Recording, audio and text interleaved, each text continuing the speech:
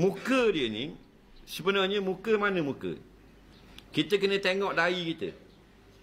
Faham? Kat mana start tumbuh rambut? Jangan bulu dahi halus tau. Bulu dahi halus kan? Kalau kita tengok dekat nampak lah. Tengok jauh tak nampak. Faham? Kalau kita ambil gambar dengan telefon kita, dekat ambil gambar makro, nampak bulu dahi. Bukan tu, ni yang rambut yang hitam ni. Faham? Macam kita sini. Mana dia? Mana tengok? Ada? Ada. Takut suar. Cik Mak ni, Cik Mak. Mungkin ni. Tanda. Muka ni start rambut tengok. Okey lagi.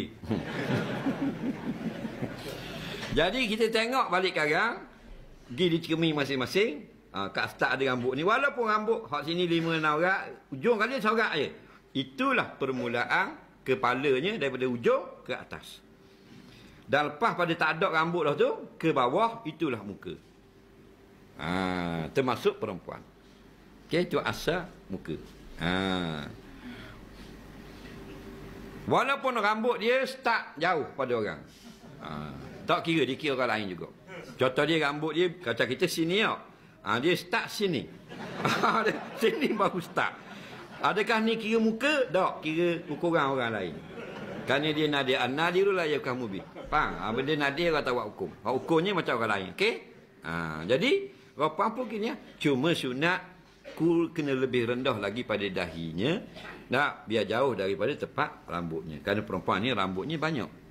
Kadang dia terkeluar. Faham? Kita ambil dekat ngak, terkeluar. Dan dagu macam mana? Baik. Dagu ni kalau kita balik sekarang, kita rasa kat tepi ni. Ni muka dari depan nampak. Dagu ni ialah yang sebenarnya bawah dagu aurat. Dagu hadapan bukan aurat. Jadi dagu kita ada dua, kita pegang gini. Sehadapan. Bawah ni. Ni bawah dagu. Hadapan dagu. Nah, kalau kita rebah ni, kena batu sini macam bahan dagu kau. Nah, kalau kita kena pisah sini pun orang kata kena atas dagu kau. Faham? Dekat bukan aurat pun panggil dagu, bawah aurat pun panggil dagu. Okey, kat mana wajib tutup asalnya? Ni. Kot tepi ni atas tulang. Naik balik kot ni. Kot tepi atas tulang. Jangan turun ke bawah ujung ni.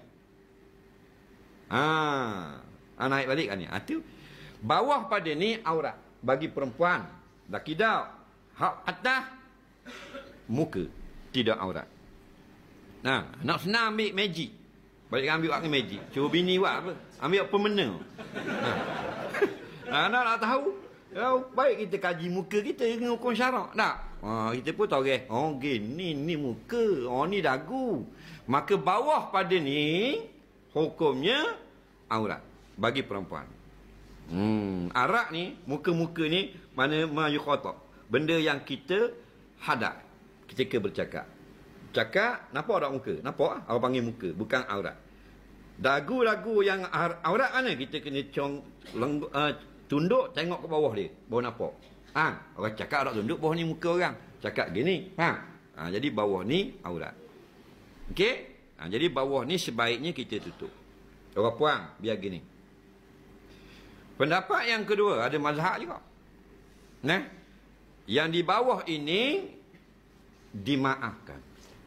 Kerana bila kita sakut tudung, susah kita nak sakut kat atas ni. Kita sakut senang kuat tudung ni, kot bawah dagu. Maka bawah pada dagu itu aurat yang dimaaf. Ada pelaki-laki bila berhadapan dengan muslimat yang auratnya terik kot bawah dagu, tudungnya, terik gini, nampak bawah ni, faham tak lagi? Bawah dagu nampak tak? Maka hendaklah laki-laki muslimin menundukkan pandangan. Faham tak lagi? Itu maksudnya. Jadi, dua-dua pendapat ni benar belaka. Nak yang lebih ikhtiar, kita tutup sampai kata ni. Okey? Lebih comel. Tapi siapa nampak tekok jelai tu dak lah. Setakat tarik tudung, bawah dagu ni nampak. Okey? Dimaaf pada syarak. Bukan saya maaf, ulama maaf.